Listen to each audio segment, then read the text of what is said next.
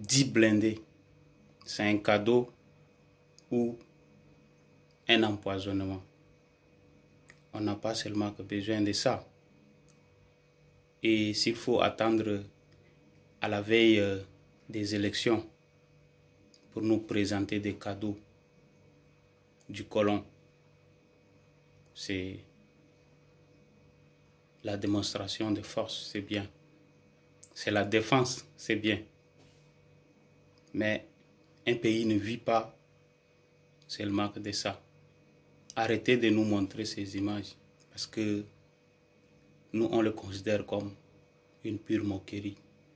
D'ailleurs, des décennies après l'indépendance, on doit casser les anciens liens. On doit créer son propre environnement. On doit créer son propre système que de s'allier à l'ancien colon dans une relation d'élève au maître. C'est hilarant, c'est médiocre et nous, ça nous tique. S'il faut à chaque fois venir supplier le maître, il faut à chaque fois, après, faire des boulots pour le maître, ça ne nous servira à rien. C'est tous ces problèmes. Nous, c'est le développement qui nous préoccupe. On est choqué par ces systèmes sans système de développement. Vous voyez, il faut attendre d'abord à la veille des élections pour qu'ils sortent et partent dans les provinces avec des miettes, des projets de développement. Tout ça, c'est des conneries. Ça doit cesser. Et je vois les jeunes qui applaudissent. Ils disent « Oh, merci ». Les gars, on mérite mieux que ça. Ce n'est pas de leur poche. C'est l'argent des contribuables tchadiens. Normalement, ça ne se passe pas comme ça. Qu'on attend d'abord la veille des élections pour sortir, aller dans les provinces et que des individus mal intentionnés qui sont parachutés à la tête des postes cachent leurs faiblesses, nettoient les rues, arrangent les chaises, mouillent le sol avec de l'eau pour que le Tout-Puissant arrive et donne son discours. Et qu'un chef suprême, un sultan, dise que celui qui ne votera pas le MPS n'ira pas au paradis. C'est bien tout ça. C'est la démonstration de la fin des temps, la fin d'une histoire. Mais la fin de cette histoire, ça ne se passera pas comme ça. Ça passera par nous, la jeunesse. Nettoyons nos oreilles, ouvrons nos yeux. Répondons à des bons appels pour que ça change. On a un dénominateur commun, c'est le Tchad. C'est le développement du Tchad qui nous préoccupe. On a vu le pire. Mais si on ne fait pas attention, on est en train d'aller droit vers le grand problème. Un chef qui s'éternise au pouvoir ne pensera que à comment faire pour toujours se maintenir au pouvoir.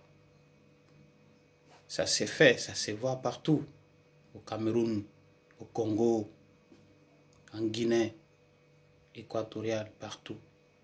Au Gabon. Ils n'ont rien à nous prouver maintenant.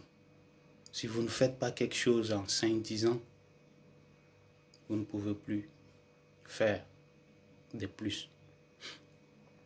Tout ça, ça doit intriguer tous les Tchadiens, peu importe là où il est, peu importe le point où il se trouve, ça doit nous intriguer. Le changement, c'est dans notre main, dans la paume de main. La décision nous appartient. Suivons la bonne ligne, écoutons les bonnes voix, soyons aptes à joindre nos voix aux autres pour bouger les lignes. Sinon, ils vont continuer à nous prendre pour des cons. Vous savez, la jeunesse, c'est aussi ça. Envoyons un message à ces bourreaux, à ces vieux qui nous bouchent le chemin. Dites-leur, disons-leur que c'est le temps qui nous laisse prendre part à ce qui nous revient de droit. C'est possible tout ça, c'est possible. Et c'est maintenant. C'est maintenant. Soyons ensemble, réfléchissons de la bonne manière, répondons aux appels. Rien ne se passera, les gars. Ce n'est pas les chars, ce n'est pas les blindés. Car nous souffrons tous. Vous savez, l'armée, Dieu nous a bénis avec une armée. Combien de fois clanique, mais Dieu nous a bénis avec une armée. Eux aussi ils comprendront que ces combats, c'est pour eux. Ces combats, c'est pour tout le monde.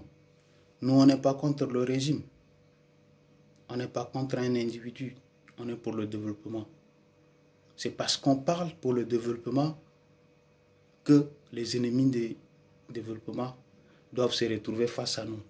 Sinon, normalement, nous, on n'est pas là pour chercher des problèmes. On n'est pas là pour